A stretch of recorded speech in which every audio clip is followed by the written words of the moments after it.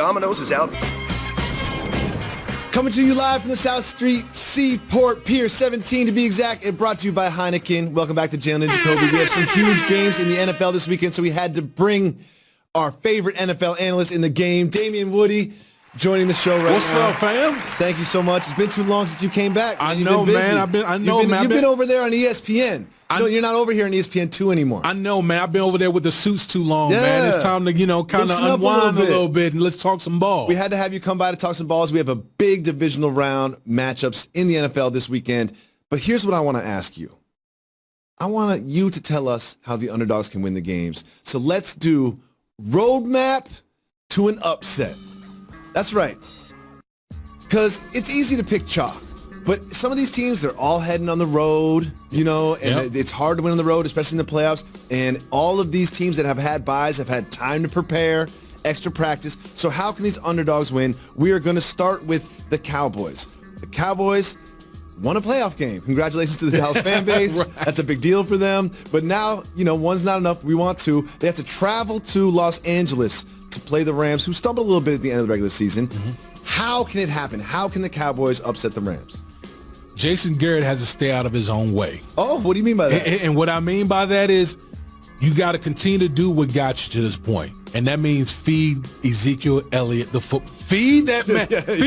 You're doing it too small. Like me, I'm a big man. He doubled up this week. You notice that? He used to do one, and this week he's I'm doubling up. That's right. Listen, good things happen for the Dallas Cowboys when Ezekiel Elliott gets the ball a lot. And when you look at the Los Angeles Rams, everyone talks about Aaron Donald, who's probably won the Defensive Player of the Year, but they are atrocious stopping the run. They are. So we know that the Rams have a high-flying offense, but the best way to counter that is run the football and keep the offense on the sideline. The Rams gave up 5.1 yards per rush. Just think about that. That's a lot. Think about that. That's not 3 yards in a cloud of dust. That is a calm 5 yards if you got a first down on second down. Easy 5 yards. And that's not against Ezekiel Elliott either, who is leading the league in rushing. That's right. And it's really strength on strength if you think about it, because you got the Rams front going against the Dallas offensive line. So that doesn't bode well for the Rams defense. Mm-hmm.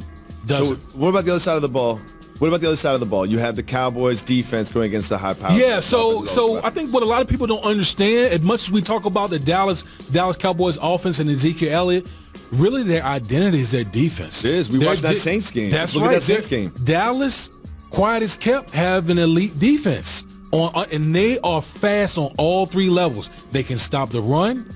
They can definitely get after the quarterback. They got speed at linebacker and in the secondary. So everyone wants to talk about the high-flying Rams and Todd Gurley and Brandon Cooks, and they got players over there. Of course. But not a lot of people are talking about how good this Dallas Cowboys defense is.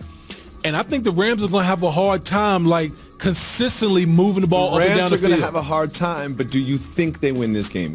Can the Cowboys pull off this upset? I'm picking the Cowboys to beat the Rams. I'm picking. Listen. It's on the road, but actually the Rams might be the road team because there's going to be a lot of Cowboys fans. There's going to be a lot of blue and white in there, go. especially in the Coliseum. Moving on to the next game, the Saints beat the Eagles by 41 points in Week 11. That's 2 months ago. They beat them by 41 points. And now the Eagles, off the double doink, have to travel to the Superdome and beat the Saints. How could that happen? So here's the thing. You said that they got totally destroyed. Absolutely. I had an incident like that happen during my playing career. We went to play the Patriots. Got lost 45-3. And then decided I want to play for them? and then we lost 45-3 when I was with the Jets to the Patriots. And guess what? We played them in the divisional round. We beat them the second go-around. Nick Foles, this is that energy. The Bart Scott game? That was that's the Bart Scott game. Yeah. The can't wait game. So the Philadelphia Eagles with Nick Foles playing, they went from averaging 20 points a game to 27 points per game on offense. They seem like they're playing different. Their offensive line is playing a lot better. Their defensive front is playing better. Nick Foles, for whatever reason, is running this offense a lot better now than when Carson Wentz was in there. They just have a different vibe. So I think to me, you have to always worry about teams that have momentum going into the postseason. Okay. And when you look at the Philadelphia Eagles, especially coming off the regular season, coming off a big win in Chicago against that number one defense, They're going to present a problem to the Saints. Okay. They're going to present a problem, but let's be honest, let's be real. Yeah, let's be real. This is probably the most lopsided matchup of the weekend. I would agree with that. And I would say there's a very small chance that the Philadelphia Eagles actually pull off this upset. Would you believe that? Listen, I will say this. I have the New Orleans Saints going to the Super Bowl, so I'm not deviating. You haven't changed. I'm not changing my mind right now. Okay, listen. Nick Foles instead of Carter Wentz is great. Yeah, Nick Foles is great and all those type of things. But am I picking him over Drew Brees? Hell no. I will say this. If the Eagles win, and this is a huge if, I will start believing in the magic. I'll start believing in Nick Foles. I don't really believe in the mumbo jumbo and the magic. But if they win, like Nick Foles is touched. If they win, do you think they win the Super Bowl? No. Really? No. They didn't beat the Bears. They didn't beat the Bears. But I'm saying if they beat the Saints, do they win the Super Bowl? Okay. I don't want to go down that hypothetical road because it's not going to happen. You're still not buying into the magic. You're not buying into the magic. We'll be sitting in this room next week, and the Saints will still be in it. Let's do that. All right, finally, the Colts, they made light work of the Texans. Yes. In Houston, they made light work of the Texans. But this is a different thing that they have to go up against now. Yeah. Now they're going up against the Chiefs, Mahomes, the offense, and all of that. What is the roadmap to the upset for the Colts? So everyone talks about Andrew Luck. Andrew Luck is probably going to win Comeback Player of the Year. He's been playing lights out this year. They talk about the Colts offensive line. They've given up the least amount of sacks, I think, at 18 this year. Yeah. He's only been pressured 22 times. 22 times. That's fourth in the league. That's 22 times. That's 1.5 times a game he has to deal with pressure. But let me tell you something that a lot of people don't know. Since week 7, the Colts have the top scoring defense in the league. They're holding teams down the least amount of any team in the National Football League. To be clear, you're not saying they score the most points. They get the least points scored against them. That's correct. Some people get confused by that, but they have the number 1 scoring defense in the league since week 7. Okay, they play what's called a Tampa 2, and the gist of that is that defense is designed to not allow a bunch of big plays. It's 2 safeties deep. It's a mini prevent light. It's prevent light. Okay, so the question is, does Patrick Mahomes and that offense, are they patient enough to go up against that team? Because every time you look at the Chiefs, plays. they're like big 3 or 4 plays and they score a touchdown. But can you go 9, 10, 11 plays to score a touchdown? I think that's going to be the key for the Kansas City Chiefs. That's a really good point. Now, do you think they could actually pull off this upset? I am picking the Indianapolis Colts to win. I am. Oh, D-Wood. The Indianapolis Colts have won. They have won 10 out of the last 11 games. Remember I talked about momentum? Now we're talking about like a 37 to 32 game. Right? Yeah, listen. I think the score is going to be up there. I don't think it's going to be as high.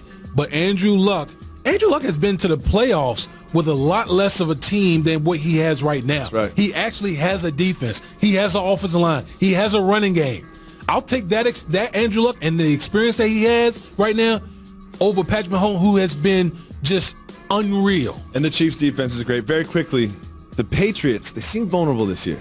They seem a little more vulnerable than they've been in the last decade. This year, in particular, the Chargers coming off a big win in Baltimore, travel to Foxborough. How can the Chargers pull off this upset? I got 2 guys for you. Okay.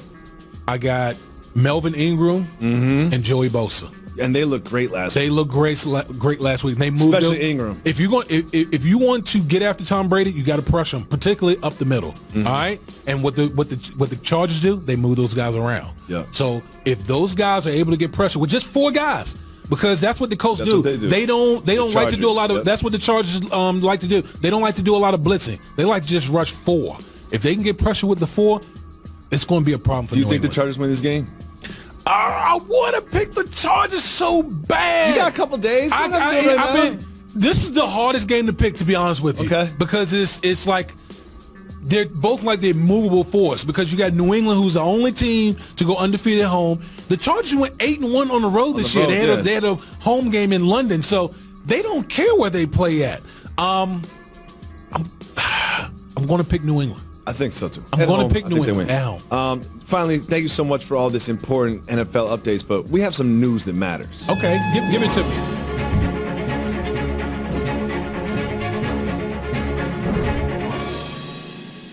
If you're in Toronto on Saturday, January 19th, you can go up to a billboard that between 11:30 a.m. and 2:30 p.m. we'll just constantly be dispensing a river flow of nacho cheese. Damian Woody, if you knew there was a billboard that was just dispensing nacho cheese, unlimited nacho cheese, how would you use that to your advantage? What are you showing up with? I'm showing up with the tortilla chips. Tortilla chips? Yeah. Eating some. I might bring a hot dog. I might bring some other things. Maybe some chili. I might bring like some. You brought that up, like a chili dog or something like that. Yeah. Like that. That would be. That would be kind of fly right there. Bring like a chili dog and had that cheese put on top. All right, so we're gonna go on a road trip. We're gonna hit Toronto on that We're gonna Saturday. do that. And we'll check you back next week. Always a pleasure to have you on the show, Damian. Thank you so much for coming on. I appreciate you. When we come back, Kevin Durant is tired of the media just talking about transactions. He wants us to talk about hoops. So me and Ryan Wasillo will do exactly that right after this. Work football. Tonight, starting at 8 o'clock, we've got Giannis against the Beard in Houston, and that's going to be a good one. And then after that one, we've got Blake Griffin heading into the Staples Center, where he used to play, to take on the Lakers. And then Friday night, another doubleheader. The Pacers go to the world's most famous arena to beat the Knicks, who are not trying to win basketball games. And after that one, we have those same Lakers. Will LeBron be back? Probably not, but still worth watching as they head to play the Jazz. Every morning you can get up with the Get Up crew. They'll be talking about the Greek Freak versus the Beard in the MVP race and how Dak and the Cowboys can go into Los Angeles and beat those Rams. Most importantly, the greatest podcast on the planet, hosted by a friend of the show and my current co-host, Ryan Russillo. You can get the Russillo Show on ESPN Podcast on the app or anywhere you listen to podcasts. Well, I think I'm guilty of what Kevin Durant is accusing the media of. Let's just listen to Kevin talk about me. I wish it was the other way where it's just totally about the game, but I get it. Our league has grown so much and the popularity is getting, there's more and more popularity around the league, and the sexy thing is, what happens in the summer more so what happens throughout the season. Playoffs and free agency is what's the big thing now in our league, so I get it. Guilty as charged. Guilty as charged. I would rather talk about where Anthony Davis is going to play than talk about Anthony Davis' effectiveness in a pick and roll. So, Kevin, I can take notes. I'm coachable. We're going to talk about hoops this segment in a segment we call Is This Really Real? It does not need to be explained. Is this really real? We start with the Lakers. The Lakers are currently right around the 8th spot in the West. They are 22-19. However, they've been losing some games lately, and this could be the first time that LeBron James misses the playoffs since 2005. Could LeBron James miss the playoffs for the first time in 14 years? Ryan Russillo, is this really real? Well, speaking of real, you remember the X-Files? Where, yes, of course. Mulder would try to explain the theory and Scully was always wrong. Yes. At the end of the show, it would always be like, hey, you're wrong again. Mulder was right. As much as this is a conspiracy thing, there's just no way. There's no way they're not making the playoffs. They're going to make the playoffs. So that's a hard not really real. All right. Yeah, I went long on that. Okay. Well, I guess I'm Scully here, so I'll pitch the next theory.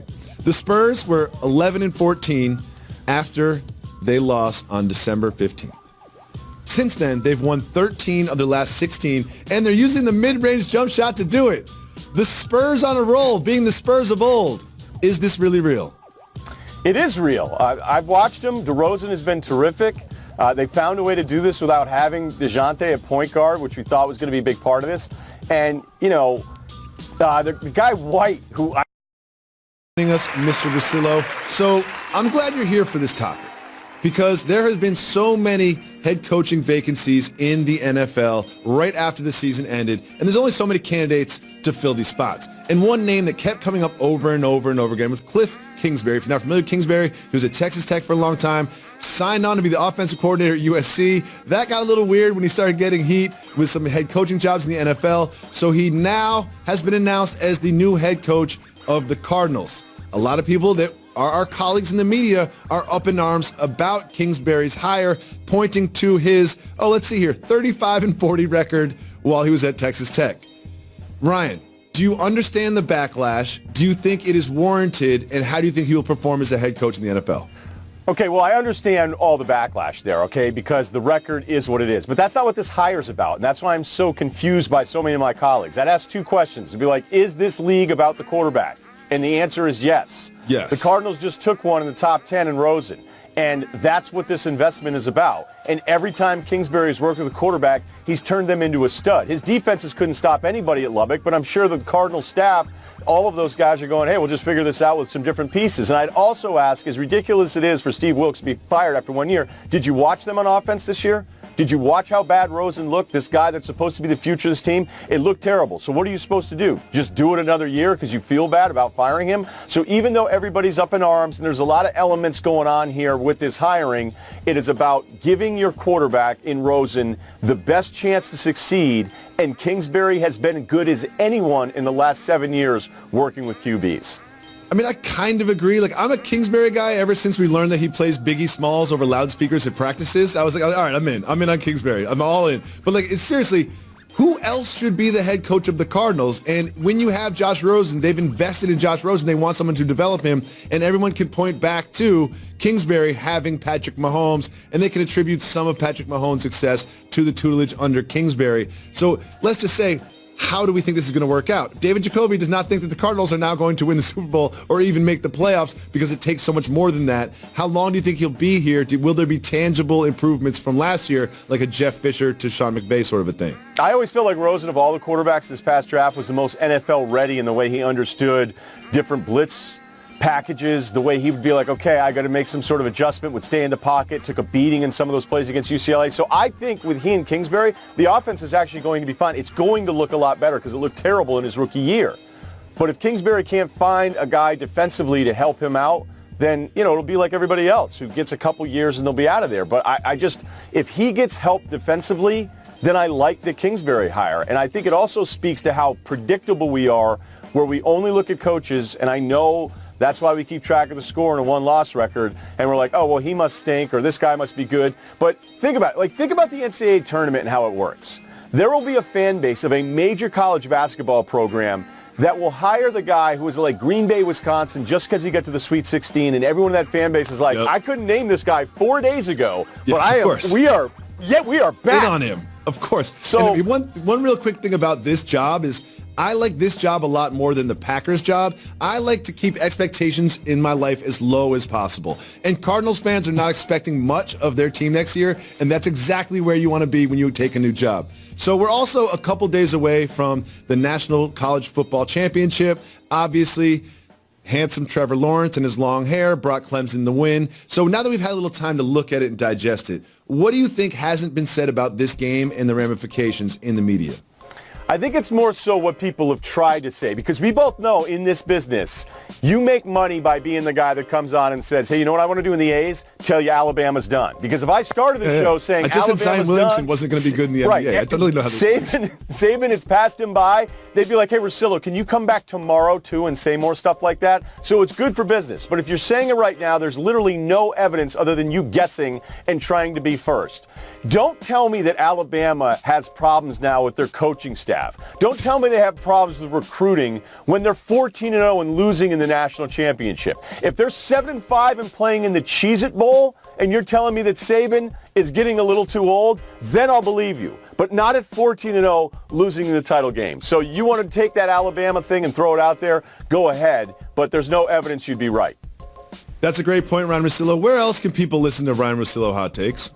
That is the Russillo Show podcast. Chris Mullen tomorrow. Johnny's back in action, the Big East. Chris Mullen? You got Chris Mullen? I want Chris Mullen. Thanks so much for taking the time to join the show. We'll be back tomorrow with Jalen Rose.